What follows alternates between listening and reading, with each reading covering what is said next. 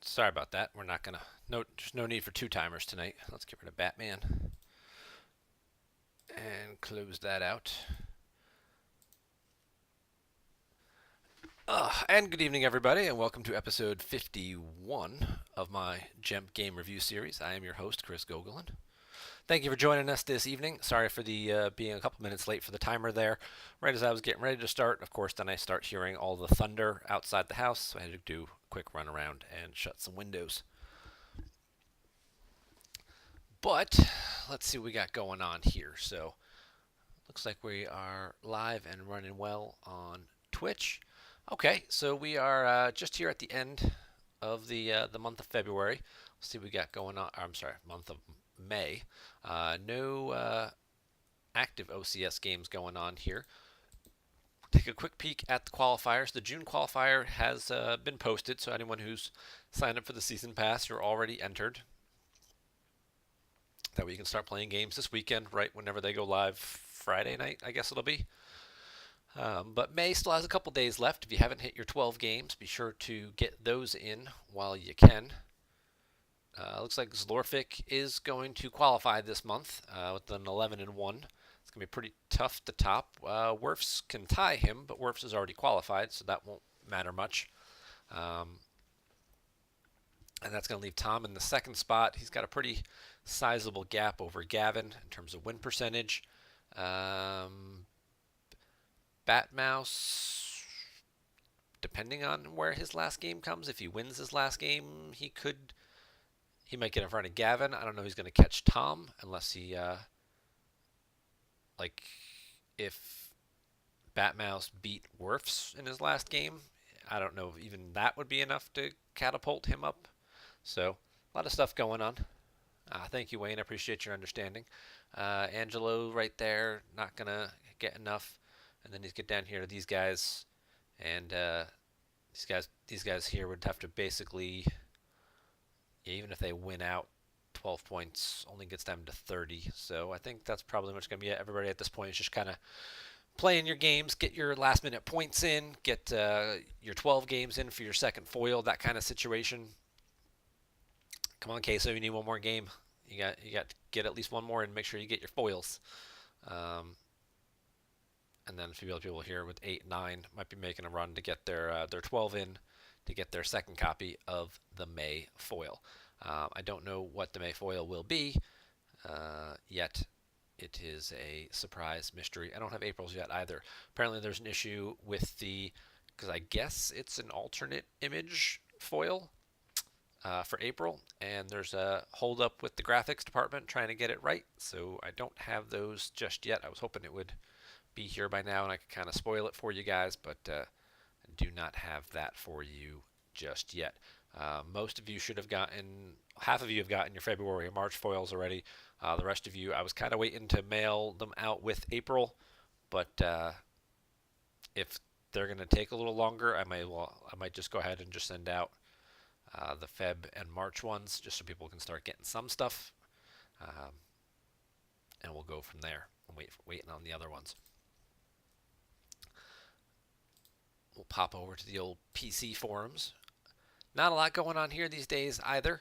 Match Play Championships is over. Online Weekend, though, was just announced. That will be June 22nd and 23rd. Had been Memorial Day weekend the last couple of years, but this did not get announced as soon as we would have liked. And we want to make sure we give everybody time to prepare. So we took a look at the tournament calendar between the states and locals and regionals and things like that, which is also another topic we'll talk about in just a second here. But online play weekend, what is it? Well, we encourage people to go online and play Star Wars, whether that's Holotable or GEMP. Whether it's a casual game, whether it's a league game, whatever you got going on, play a game the weekend of the 22nd and 23rd. There's an email in here somewhere. Well, these are the foils that we gave out the last 2 years. Last year was Phasma and Cody. These are the hologram alternate image versions. And the year before that was Grievous and Isla. I still use these in my decks to this day. So here's what you do. You either get a copy of a screenshot from your game, or you just send a GEMP link. You email it to this email address, volunteers at Star Wars CCG. Don't send them to me. Please email them to this because somebody else is going to compile the list. Um, Put your physical mailing address, your forum name so we know who you are and can track it. And then when we get these foils, we will get them shipped out to you probably in July. Um, OCS games do count for this. Anything, just play some Star Wars that weekend. That's what we want everybody to do. Everyone around the world playing Star Wars online together. One big happy community weekend fun. Um,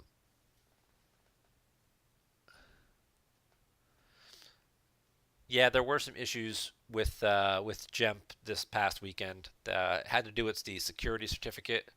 This little HTTPS thing. It somehow lost the S. Its certificate expired, and everybody was out of town, and it didn't get renewed. And there were all kinds of issues. I myself was trying to play some of my OCS games, and ultimately decided it just wasn't going to be worth it because I didn't know if the site was going to crash. People were having issues where in the middle of things, like the browser would just shut down on them because of the security issue. So it's a good thing it didn't end up being this weekend. And hopefully somebody will set a reminder to make sure that doesn't happen and we get that caught for next year.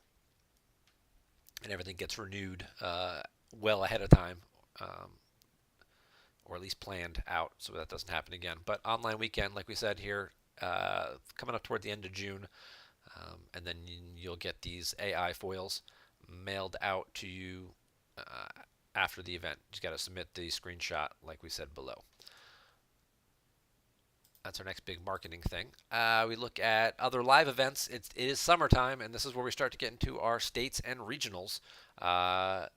Naboo Regional was just last weekend here in the UK. California States was also at the Kubla Khan convention in California. They had like 15 or 16 players at that event. I saw the photos they were posting on the Facebook page. Looked like a pretty good time.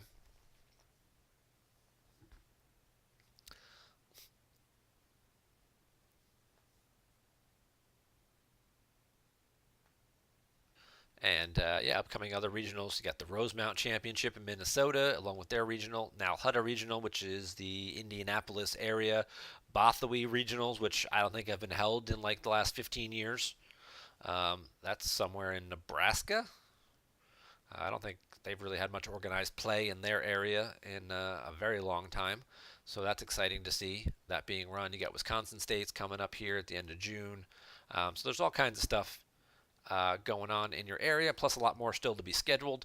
I think New Jersey States might be coming up in the next couple of weeks if they ever got that scheduled.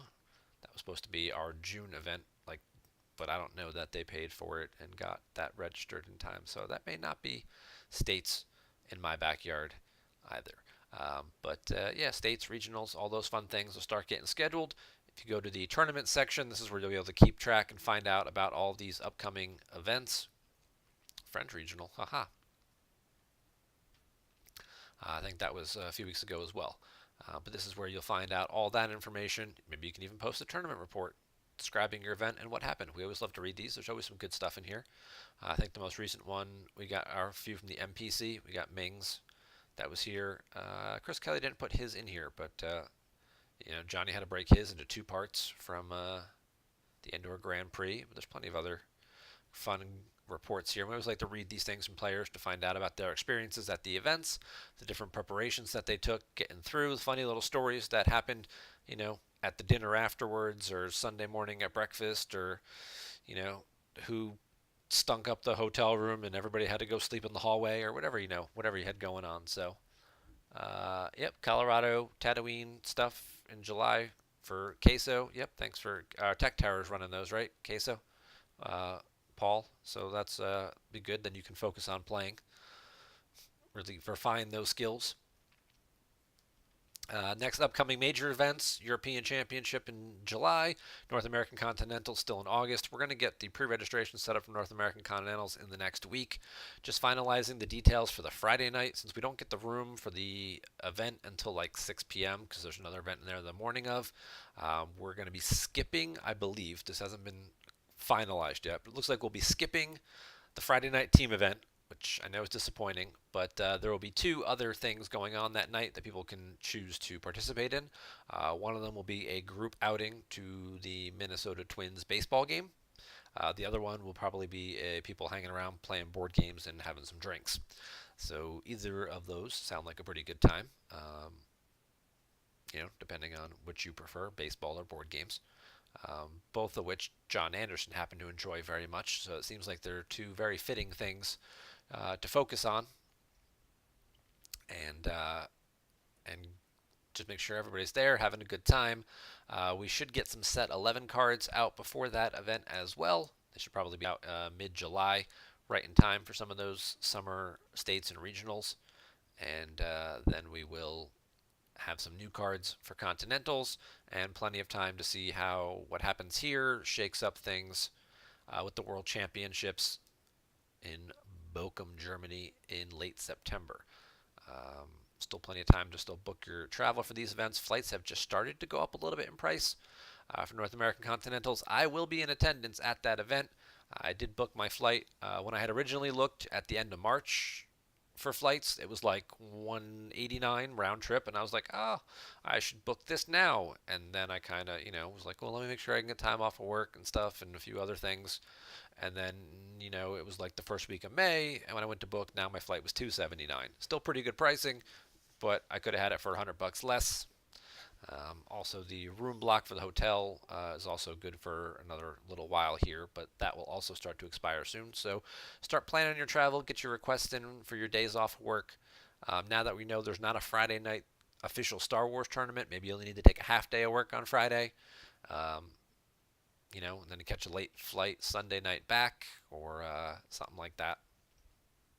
And then you can make it a little less stressful on you, your family, and your wallet. But that's what's going on currently in the old Star Wars world.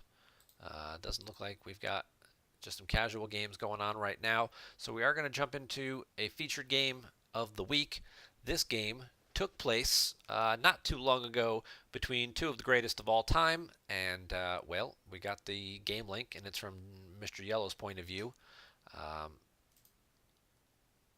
So we are going to roll with it. It's Ralops, it's Throne Room. Not the most exciting game in the world, but certainly something that you would expect to see at every featured table, at every tournament in the foreseeable future. And we've got MrYellow playing Throne Room. We've got Zlorfik playing Ralops.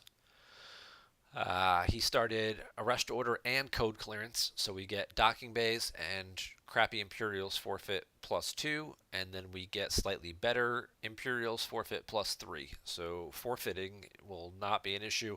I don't think there's going to be a character in his deck who's going to forfeit for under 7. Maybe there's like a Janus or something that'll be like a crappy 5 forfeit. Oh no! But yeah, I think all these guys are going to forfeit pretty high, and then he's also running Establish as well for his third effect here, which gets him a little bit extra activation and access to Korlag or Fondor as well.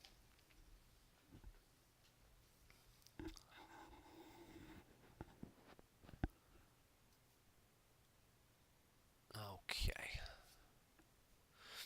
Just check the old chat, see what you guys had to say.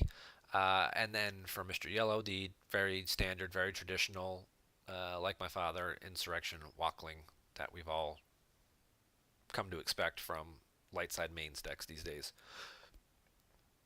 All right. I'm probably a little over my depth here, but given how great these two guys are, but maybe we can all learn something together. So off we go.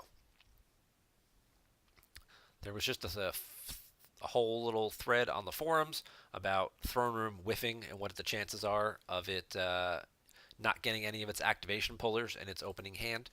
And I think we determined that it was like 1 out of 7 games with the standard 8 card hand between the Boss Nash chambers, the Jedi Council chamber, and the 7 pullers that you'll run, that you won't get any of them in your opening hand. In this case, Johnny doesn't have to worry about that, as he got the Wisa for the Boss Nash Chambers. He does also have a Rescue in the Clouds, which he will probably play at some point here in his deploy phase. Once he got his docking bay out, kind of, get all the cards out that he can. Now he'll play it. Some people might be like, oh, I'm just going to play this now, get it out of the way. Other people would presume to, um, make sure you pull everything you can pull first. That way you don't end up having to waste your Rescue in the Clouds on something that you might, or not have as many choices. It does get shuffled back into your reserve deck, though, so if you were to take a docking bay, you would just take one of the other two cards.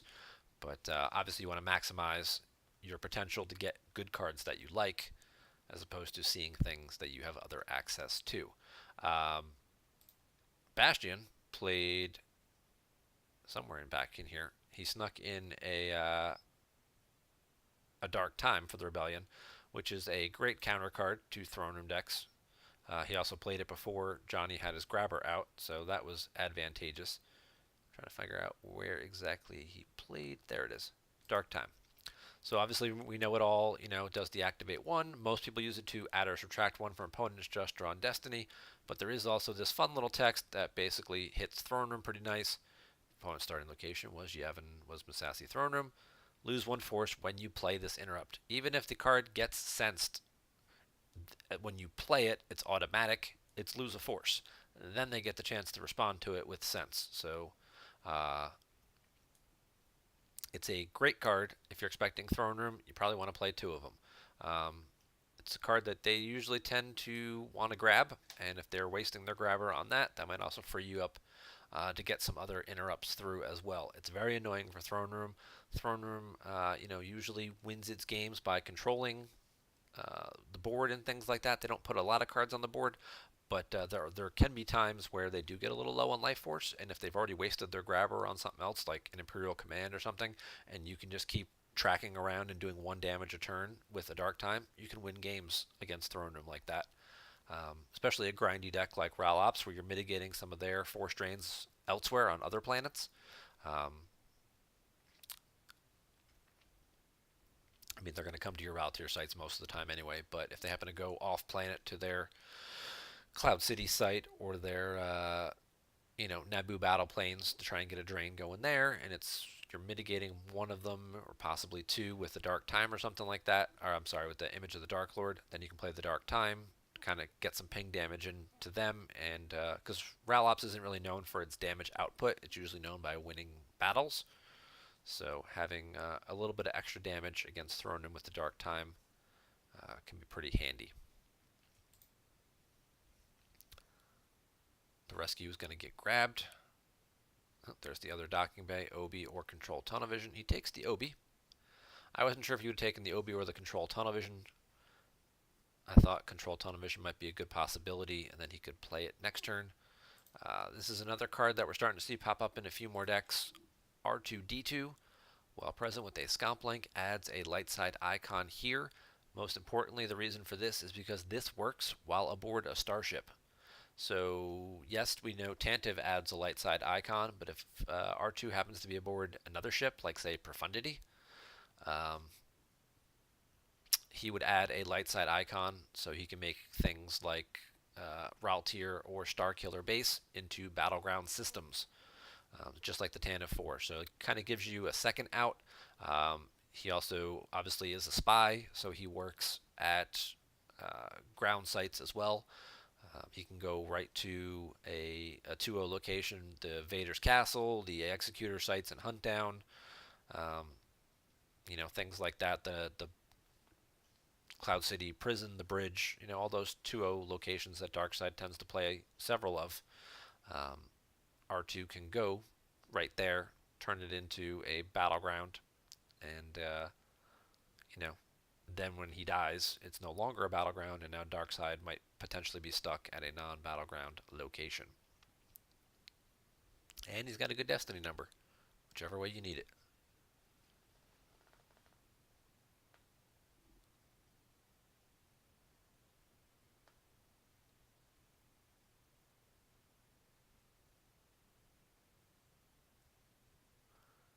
Both sides have to have two grabbers. Yeah, We're seeing more of that pop up. Um, More of the two grabber decks, whether it's something special in Strike Force, or any of the other grabbers, and some of the new grabbers too that just came out. Um, that also cause force loss and damage and things are interesting.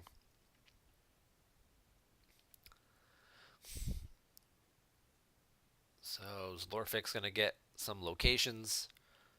Gets the street, which is the most important location probably for the rest of the game. Grabs Fondor while he's in there, so now he gave himself a nice little boost. He's going to go to his 1-0 docking bay. That could be interesting. We just talked about R2 being a spy and being able to go and turn things into battlegrounds. He costs 3. If only he had one more, it could be R2 and Obi and bye-bye Lieutenant Commander Arden. That would be pretty devastating to cause some overflow. He does draw if unable to otherwise, but that could be pretty devastating to cause some overflow this early in the game. You're talking about 6-2. So they're already down 4 if he got hit, which is highly likely he would in this type of matchup. That could be uh, pretty brutal. But with only 8 force, he's just short of doing it. So he's going to have to be a little bit more patient. He might have a second turn to try it. We'll see. And that's a great top deck. He 3PO's back the Sorry About the Mess that he probably wasn't going to need anytime soon into the Jedi Council chamber, which will solve many of his activation issues. And he's going to draw a couple, possibly see the Wisa on the following turn. He's found a Luke, and there's the battle planes, so now he doesn't need Dewisa. He can save that and 3PO it back instead. Find himself a better card. He's going to put the battle planes back. Okay.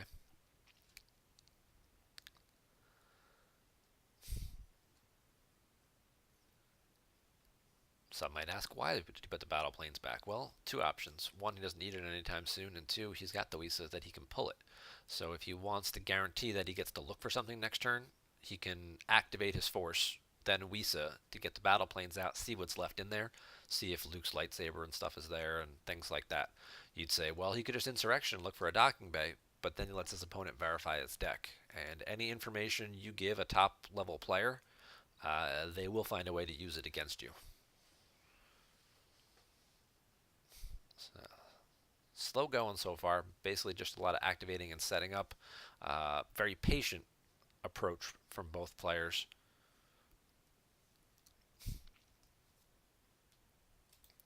So by doing this and getting a look at the deck, all right, so we got the Tantive, he's got the flight suit. He does confirm the Luke's lightsaber is in there, so if he wants to send Luke to Raltier, he could do that. Get the lightsaber. I could go like Luke and Yoda or something. That would be pretty strong to one site.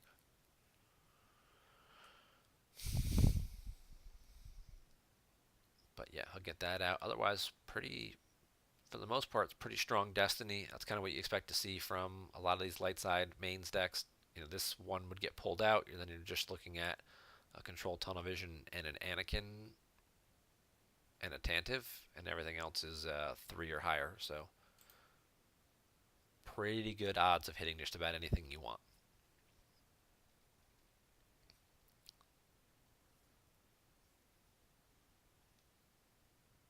Oh, and he lucks into the lightsaber, so he won't have to pull that either.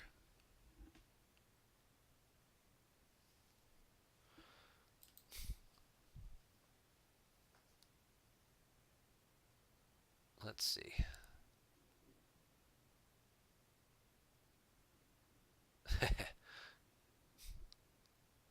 Barrier would have been bad on the docking, but yeah, Bastion didn't have any force save the previous turn, so Johnny activated 8, and Bastion had 0 saved. So if he had had one more, he could have gone R2 Obi battle, and he may have had the Gick, maybe not if he's playing this type of deck with the high forfeit boosts. But yeah, maybe not.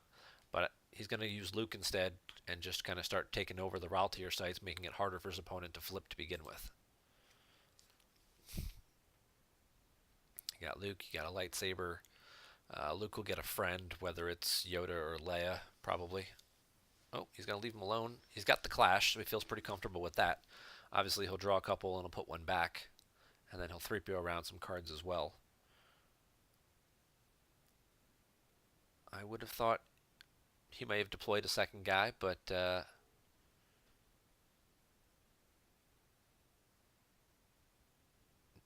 he's going to play it with just Luke.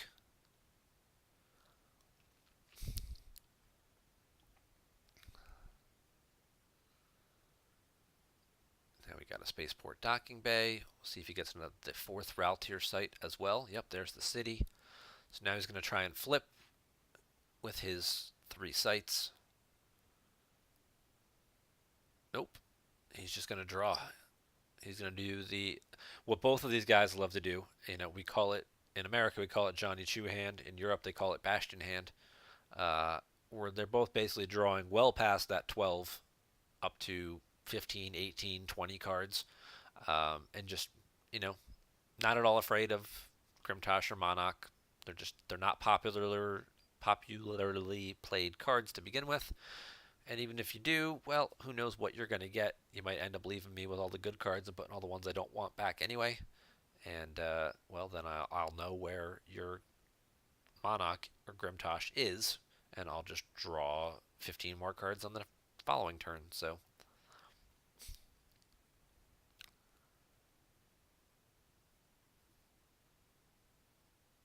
he is going to pay 3 and drain. It'll be a drain at 2.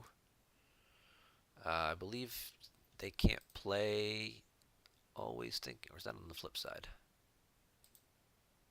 Always Thinking Mr. Stomach is canceled. It's on the flip side. Okay, so he could have Always Thinking Luke there.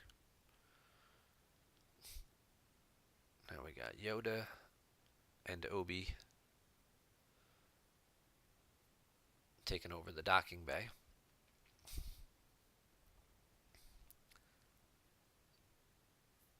So now we've got a lightsaber at both locations plus a Clash in hand. And Johnny will continue to just keep weeding out his deck, thinning out the low Destiny cards, putting back the high Destiny ones with 3PO and Like My Father, until everything is basically just a pile of 5s and 6s. Bastion verifies him just 3 characters is in his reserve deck, so he's not going to do a whole lot of battle damage this turn, and now he's got issues with trying to flip. And there's the perimeter scan as well. Perimeter scan is the anti-maintenance card, which also screws the download text on Blizzard 4. Very good card to have because it also plays a defensive shield. Not quite as good as Hear Me Baby because it's a 5 and Hear Me Baby cancels I Have You Now and stuff like that. But they are both good in different ways. They're balanced cards, and they create a bit of a debate as to which version is better to be played.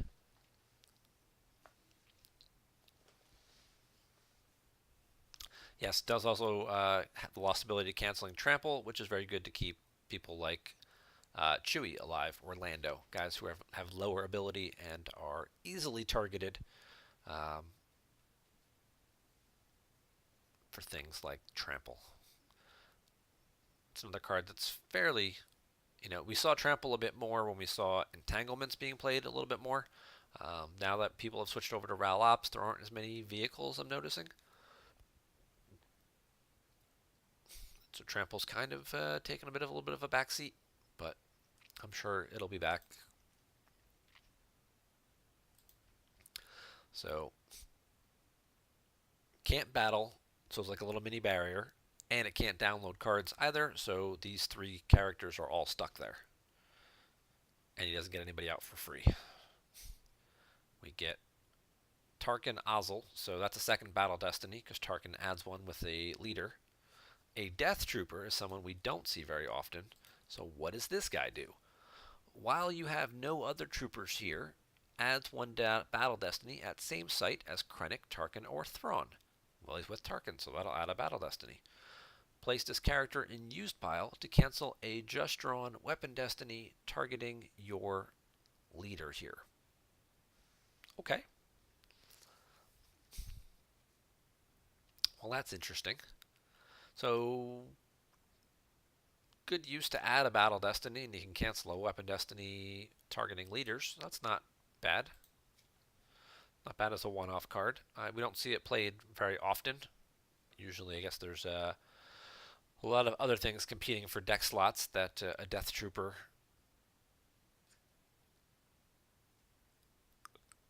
would take up.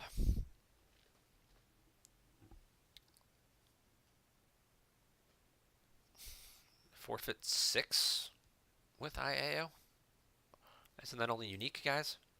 Yeah, it's unique Imperials. Get the forfeit +2. He is non-unique, so he does not get a forfeit bonus.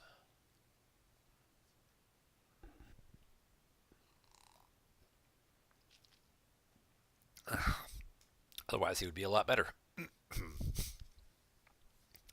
And Zlorfik going to draw another mountain of cards. He's got 18 in hand now and 18 cards left face down. So half of his remaining life force is in his hand.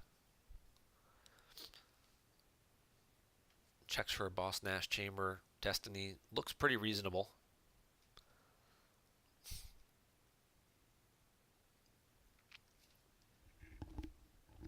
And he does fish out one of the lower destinies with the Corrin Horn.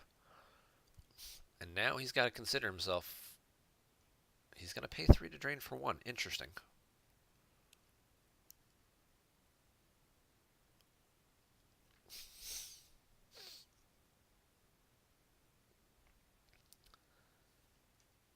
He's going to put Leia at the docking bay. He's going to do a little shuffle here. Yep. He's going to slide Yoda and Obi over and then move Luke to Leia's site. Yeah. Which makes sense then as to why he would drain, because he's not really planning on doing much deploying or battling. With 17 cards in hand, there is now a much higher probability that Bastion has not only at least one Imperial barrier, but also, if he is running a GIC, he will have that by now. So this Lieutenant Commander Arden thing probably not going to happen at this point. So these guys will shuffle away from the Blizzard 4 pile. Certainly no interest in battling this. While yes, it is only 8 power, it's 3 Battle Destiny. And even though most of these are characters, I'm sure he could find a way if he needed to shuffle his deck. Actually, he played Imperial Command that turn, so he shuffled his deck. So now he's got 2 4s sitting on top there. But no need to battle by Johnny. He can afford to be incredibly patient here because so far he's the only one doing any damage.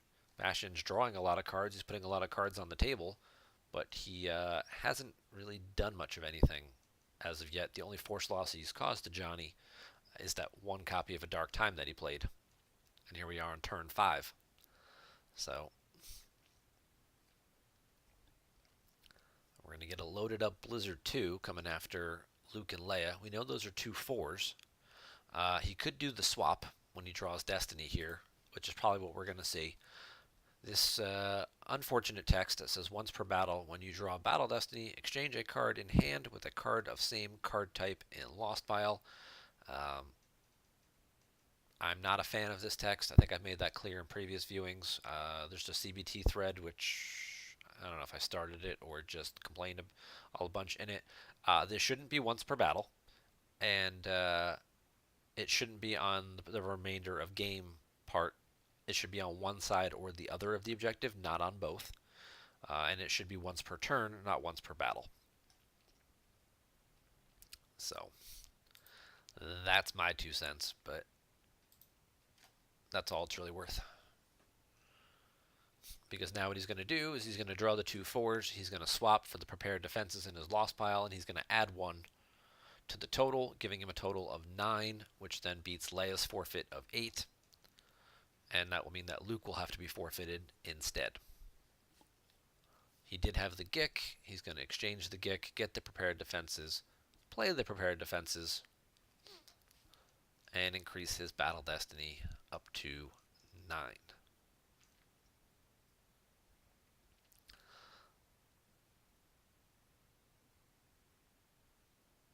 Light side draws a 3, which becomes a 4, which doesn't even crack the immunity of Blizzard 2. That's unfortunate, so they don't even make him lose Bobo Admiral Mahdi. Instead, it's just going to be retrieve an Imperial with domination for winning a battle. Because I believe this says, unless you occupy fewer locations than opponent, well, they both occupy 2. So domination is in effect. Now he'll get to, he retrieves his DS-615, and then he retrieves the Emperor second. You notice the order in which he did that. You can retrieve any Imperial from your lost pile. He had 2 Imperials in his lost pile. He retrieved the lower Destiny guy first, then he retrieved the Emperor second to put the Emperor on top. He has to pay for it with aim high. So that card right there on top of his reserve deck is the Emperor. He's not going to be able to do anything else this turn except pay upkeep on his Blizzard 4. So now he has pretty much told Johnny, if you're going to battle me anywhere, I'm drawing a 6.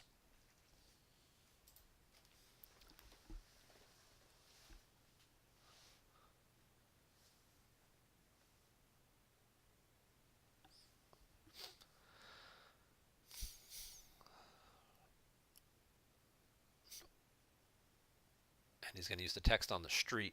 Okay, so he moves Blizzard 2 over using the text on the street and then pays the upkeep. Why would he move away from Leia? Well, there's a pretty good possibility of not wanting to let him battle and retrieve a card. Because it's Luke's lightsaber on top. That would be my guess as to why he moved over here instead of being in front of her.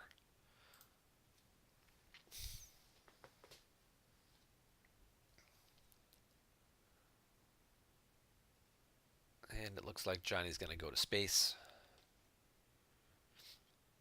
We're going to get the Profundity. We're going to get Hera.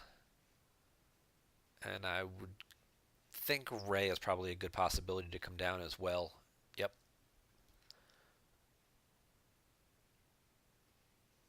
Get a nice use pile search. Possibly looking for his perimeter scan. Oh, under attack. That's just as good.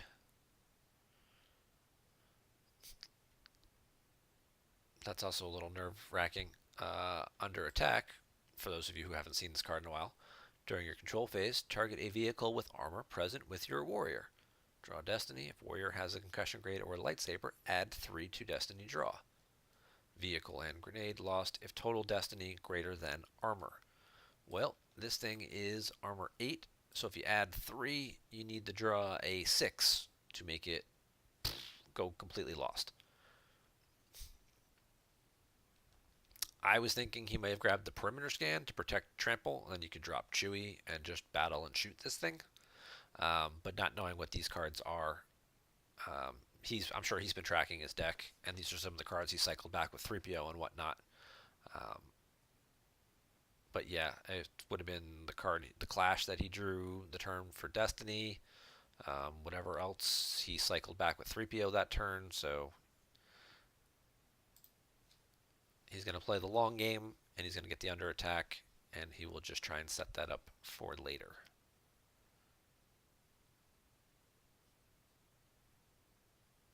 And we're going to get Jar Jar Binks.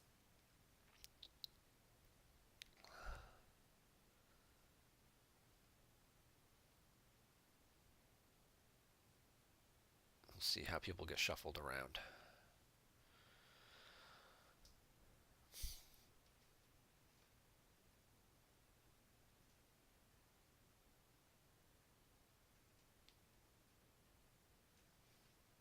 Yoda moves there. Obi moves back away. He's got the system. So he's not paying a drain now. He's got a couple of Raltier locations locked up to keep his opponent from flipping, which is all he really wants to do. And now he'll start trying to do little bits of damage where he can. See if he can force his opponent to come battle him in space now. Just keep putting more and more stuff on the table.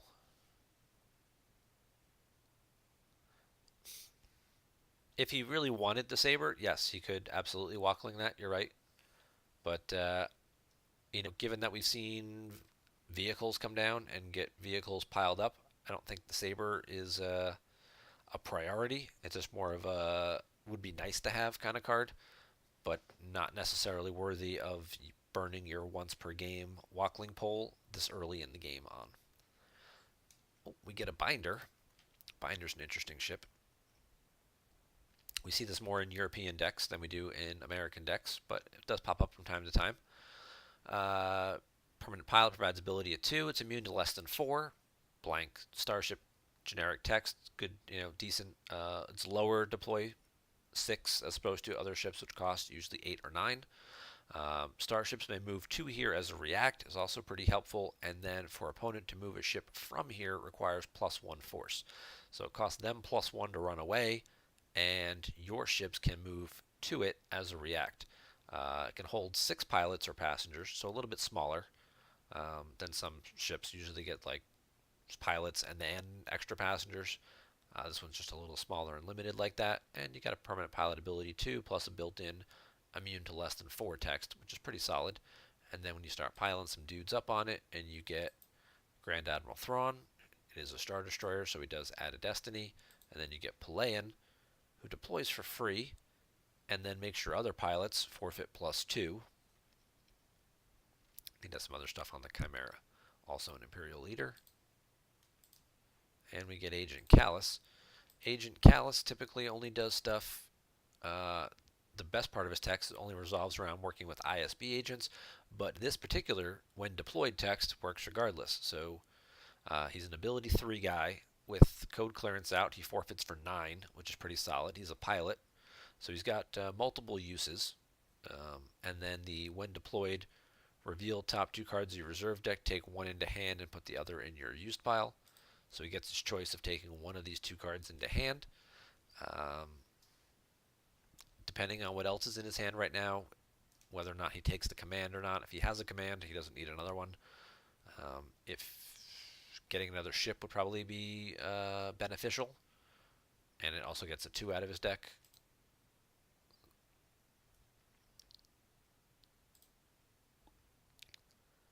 He does take the Mara ship, so yeah. So he probably already has a command because he's got 9 other cards in his hand right now, and I think there's probably like 3 commands in the deck. So plus, like we said, he's keeping a better Destiny draw available, fishing out a lower one, giving himself another ship. The binder was barriered, so that's not going to be battling this turn.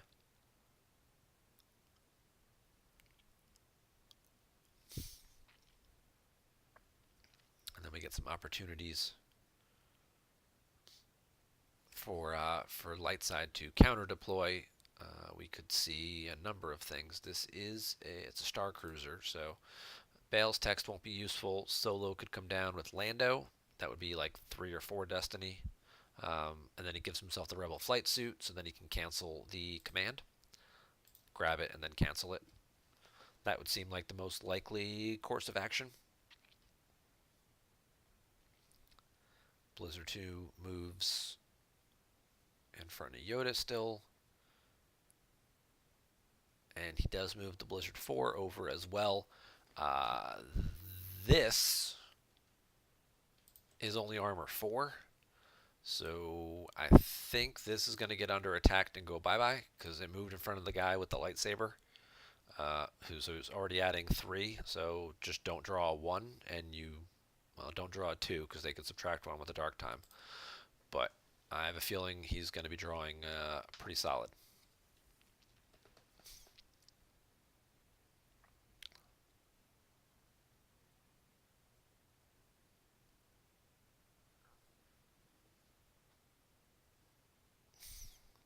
He's going to use don't do that again. He's going to do that. He's going to check his destiny. He would have been fine if he had just gone for it. Now there is a 1 in 7 chance that he misses because you'll just pick the 5 with R2. So 1 out of 7. Most people would be happy with those odds. What's that, 83%? Under attack the Blizzard 4. Target your warrior, Obi-Wan Kenobi.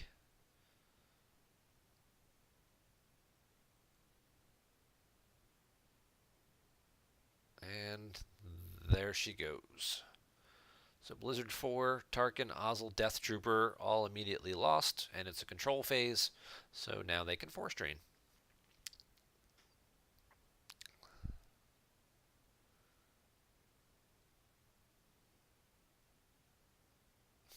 That is the benefits of under attack. That's how it's usually supposed to work. It's also a nice Destiny 6, so that's not a bad thing to have back in your deck either. But if he's going to want to get Blizzard 2 with it, he's going to have to track it all the way around and set up a Jedi Luke or something like that as well. Oh, he does pick up the R2. All right. So that's what's left. 1 out of 5 now of drawing that Tantive. But I have a feeling we're going to get an extra pilot or two and a Rebel flight suit aboard the Profundity. He was trying to pick up the Tantive. A, to get the 1 out of his deck. B, to give himself a second ship that he then can slap Bail on, because Bail adds Destiny when aboard a Corvette.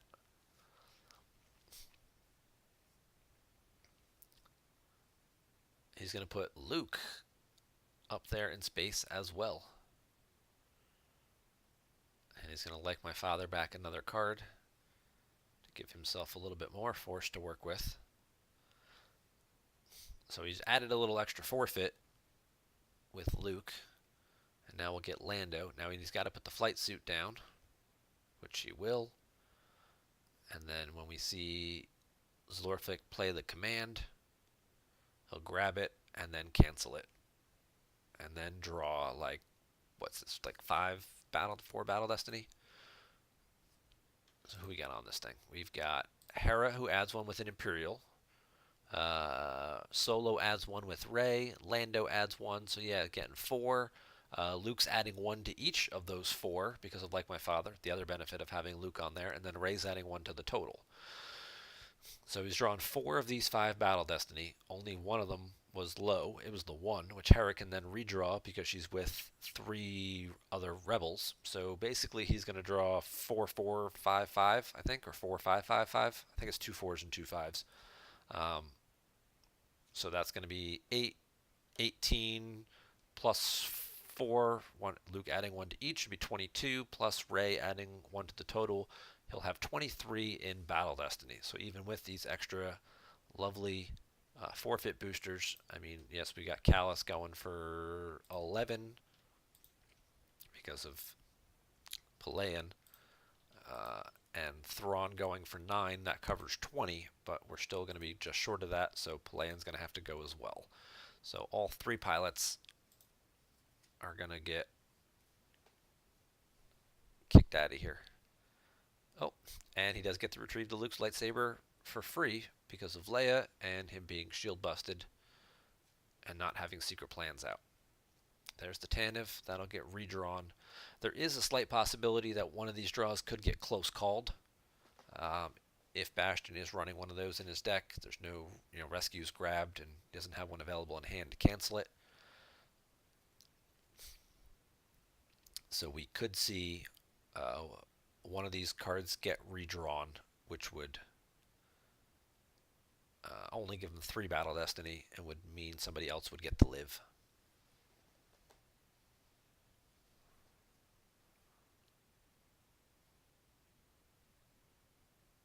Yep.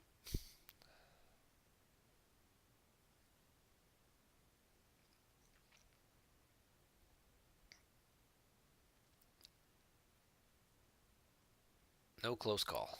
So he's going to have 22 plus Rey adding 1, 23. Woo, I can still do math. Doesn't even play the command because he knows it's going to get canceled.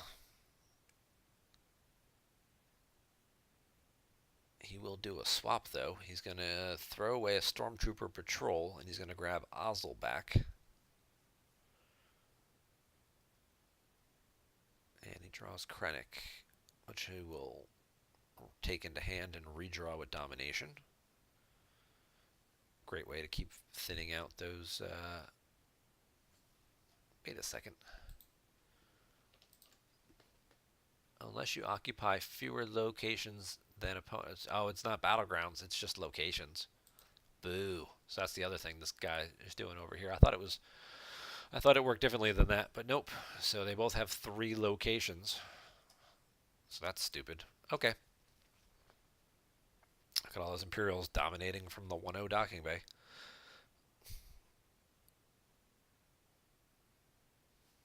And then he draws Marek Steel, which...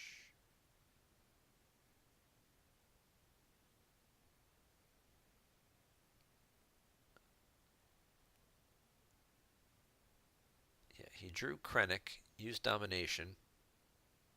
I'm just curious why he didn't use the other one. Is that... Yeah, because it should be able to use once per copy of the card, right? The redraw? I don't know why Bastion didn't redraw Marek Steel with his second.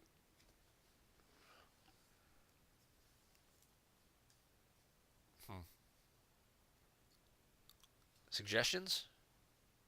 And you guys watching have an idea about that one?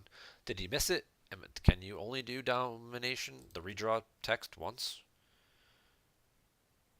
During battle, take an Imperial just drawn for Destiny into hand to cancel and redraw that Destiny. During battle specifies a phase, which would then limit this to once, but it's once per iteration of the card, right? So because he has 2 copies of it, he can use this one once and he can use this one once. That's why you can retrieve 2 guys if you win a battle.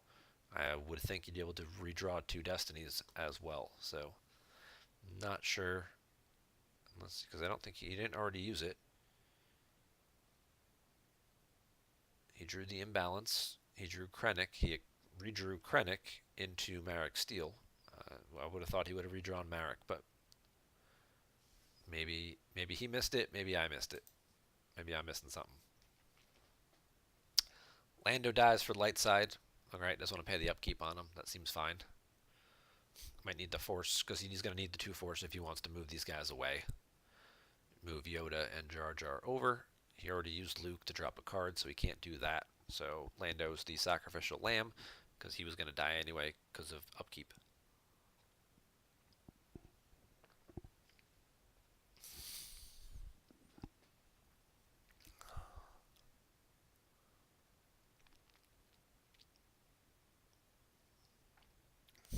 And now that he has no force saved, Bastion will sneak another Dark Time in and cause 1 more force ping.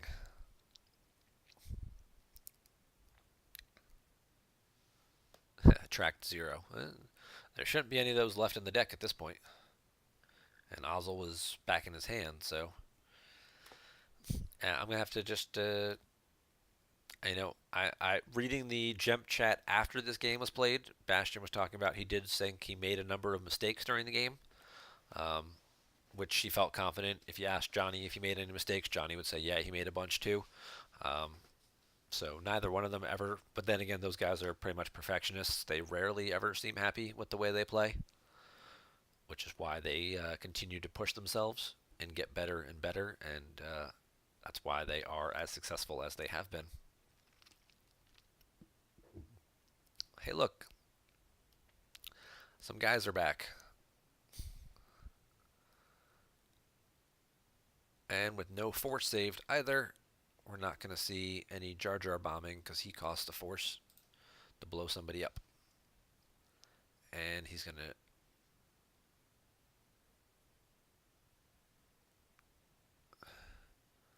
Well, he's only going to get 1 draw here because of Yoda. But I don't think...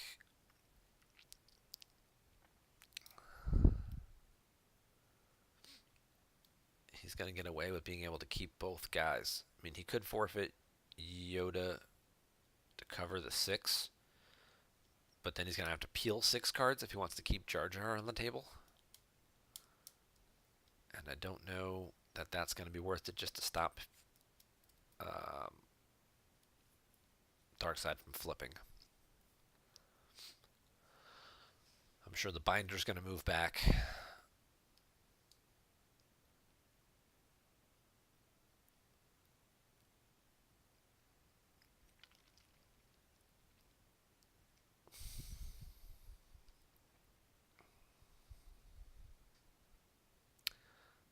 Grand Inquisitor caused a force loss because a Jedi or Padawan was just lost. He will throw away that clash. That's no longer doing him any good. And yep, he's going to top deck 3 cards. It's one of those weird things where it makes you wonder. It's like if you were going to top deck 3 cards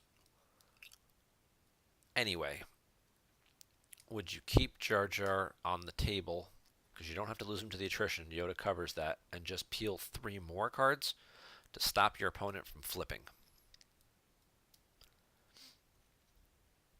I guess it really has to come down to what you're thinking about what the following turn is going to look like. Because in order to flip, he has to do this, and he has to move the Grand Inquisitor over. And then what else is he going to do? The Binder has to move over here. And then he has to be worried about the Tanev, right? So then he has to shuttle Ozzel up. So then he's got these 3 locations. You can kill this guy here and put somebody else over here and flip him right back. So I think that's what he's thinking. In which case then Jar Jar being on the table probably doesn't change a whole lot. I mean, he changes this 1 battle. But you could easily just battle, swing, hit the guy, use solo, and play the Clash out of the Lost Pile, and then recontrol the site. And then just shuffle these 2 guys one at a time over to the adjacent site. So he didn't want the Dark Time to get grabbed. It wasn't going to save him anyway in the space battle. Anything, it was 23 was his total. If he Dark Timed one of them to subtract 1, it's 22. He still has to lose all 3 pilots. He would have had to get down below 20 in order for him to only have to lose 2 guys. So a Dark Time wasn't going to do anything there. So he waited until an opportunity when Johnny didn't have any force available, and that way the Dark Time couldn't get grabbed.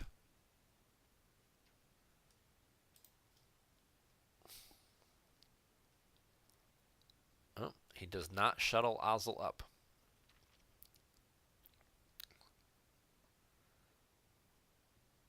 Still looking for that Tantive. Hey, look at that, he found it. Why did he find it? Because he drew it for Battle Destiny 2 turns ago and knew where it was. Now the question's going to come down. Hey, look, those are all 5s and 6s. Now it's going to come down to where is the barrier going to be played? Tantive goes to space. Does Tantive get barriered? No. So we'll get a Bail Organa, who will add a Battle Destiny. And then we'll probably get... Oh, we're going to get Qui-Gon going after Ozzel. Yep. No barrier there.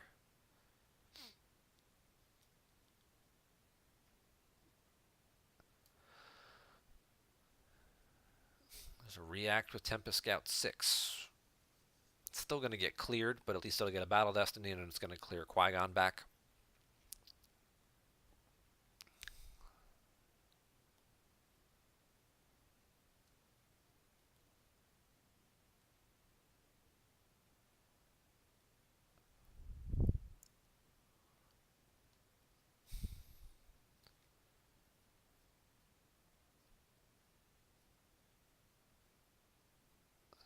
But it might stop him from flipping. I mean, there is a way he could still do it. Obviously, he battles in space, he clears the binder. And then he could, if he wanted to, move one of his guys, but that's kind of risky and unnecessarily risky, especially given that Bastion still has 20 force left to work with and 6 cards in hand.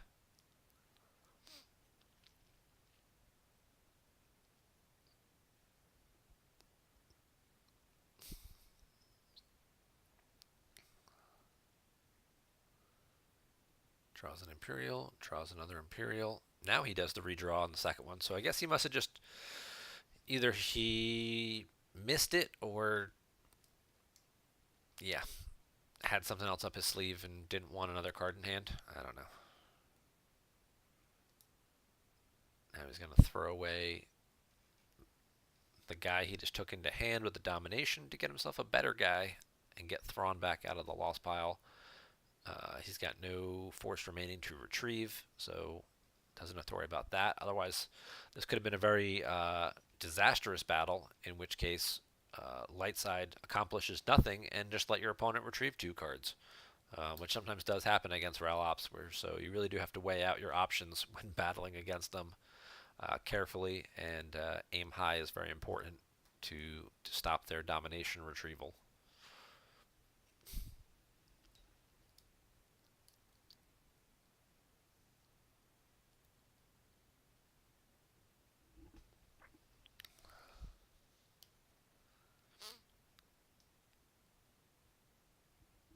He's going to pitch the decree.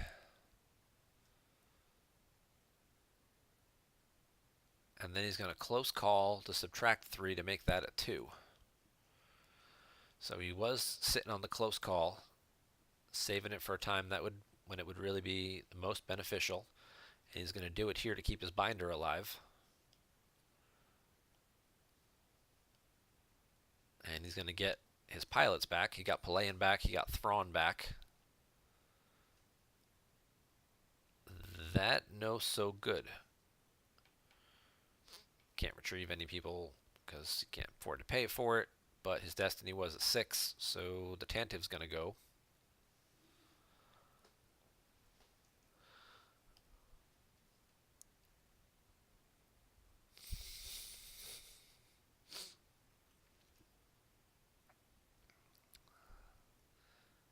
That was a bad turn for MrYellow. Everything he kind of hoped would happen there, almost none of it happened there. He didn't get any overflow on Ozzel. He didn't flip him back. Tantiv didn't clear anything out in space.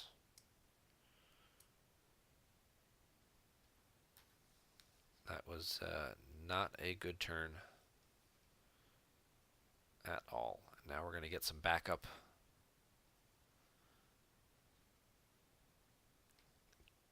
Yep.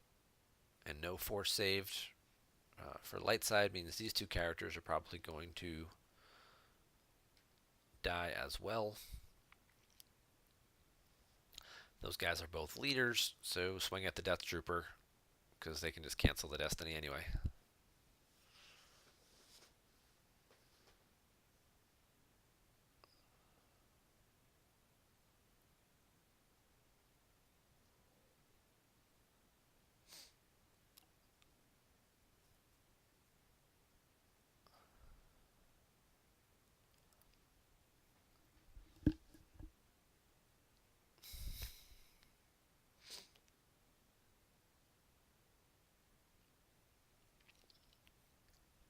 It's just another one of these things that makes Ral Ops a bit more resilient of a deck than you probably think just by glancing at it, is this domination, because he just won this battle and now he's going to retrieve 2 Imperials, the 2 guys he lost the previous battle. Maybe not exactly those 2 guys, but you know, you just keep cycling guys around, and then you exchange your crappy guys to get your better guys back into hand, and then you win the battle, and then you retrieve the crappier guys. The crappier guys have the higher forfeit, so they're the ones you want in the deck anyway. I'm sorry, higher destiny value. They're the 2s and the 3s, whereas you keep exchanging them to get the 1s out of your lost pile back into your hand. Keep getting your Thrawns and your Grand Inquisitors and your Veers back into hand, while retrieving guys like DS61 whatever, or Emperor, or Death Troopers, or you know.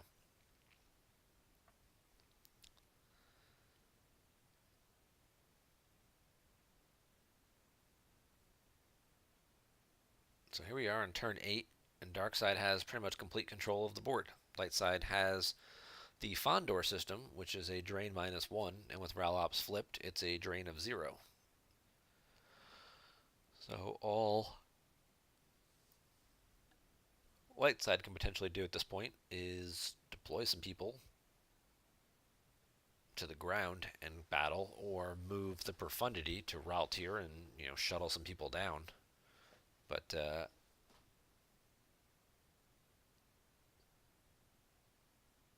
that's almost why when you look back in hindsight, That's why you say things like maybe it would have been better just to lose the extra 3 cards and keep Jar Jar there to stop him from flipping.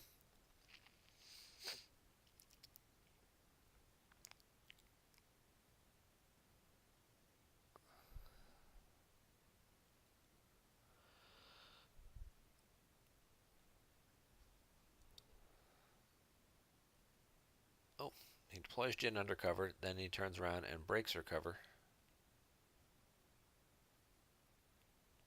Could have just deployed her not under cover. And then he'll just battle and kill Tarkin. But there's a pretty good chance that Darkseid is going to win this battle, which means then they're just going to retrieve an Imperial. Yep. So Tarkin's going to die. They're going to win the battle and they're going to retrieve somebody else, who then will just get exchanged and swapped for Tarkin.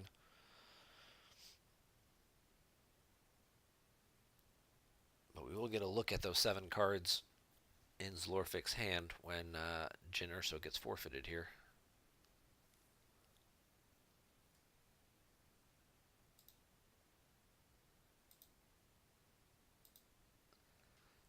So we knew he had Thrawn and Palayan because he exchanged for those. And we knew he had Mariship because he took it into hand earlier.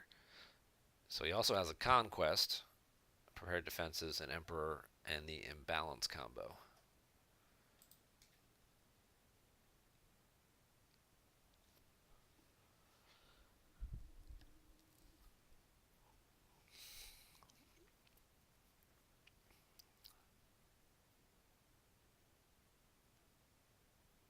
Not a tremendous amount of force left to work with, but he still has 19. I mean, it's enough. He's activating 16. That's enough to deploy all that stuff, so.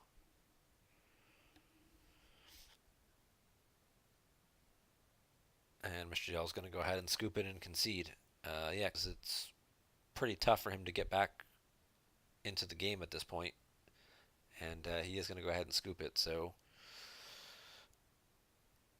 I think, if we take away anything from this, then, losing those extra 3 cards may have been worth it.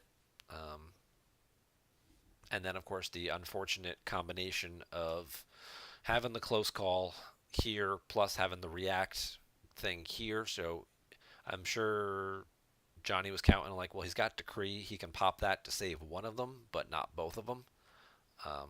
But having the reacting Tempest Scout may have been something he did not take into consideration, and easily so, because it's not something that you again see being played very often. So certainly an excellent game by 2 excellent players. And we thank Johnny for posting the game link so people could watch and learn and discuss and debate all the fun little nuances of Throne Room versus Ralops. So Throne Room certainly got off to the faster start, but Ralops, being as resilient little bugger that it is, kind of hung in there. So take a quick peek back over in the old lobby. Looks like we could just have a few fun games going on. And I think we'll go ahead and wrap up the show here for tonight then. Thank you guys very much for joining in and participating. Be sure and continue to follow us and renew your monthly subscription. I know I just got myself that little reminder as well. It says like, hey, do you want to continue your subscription? My subscription ends on June 5th, so I can see that.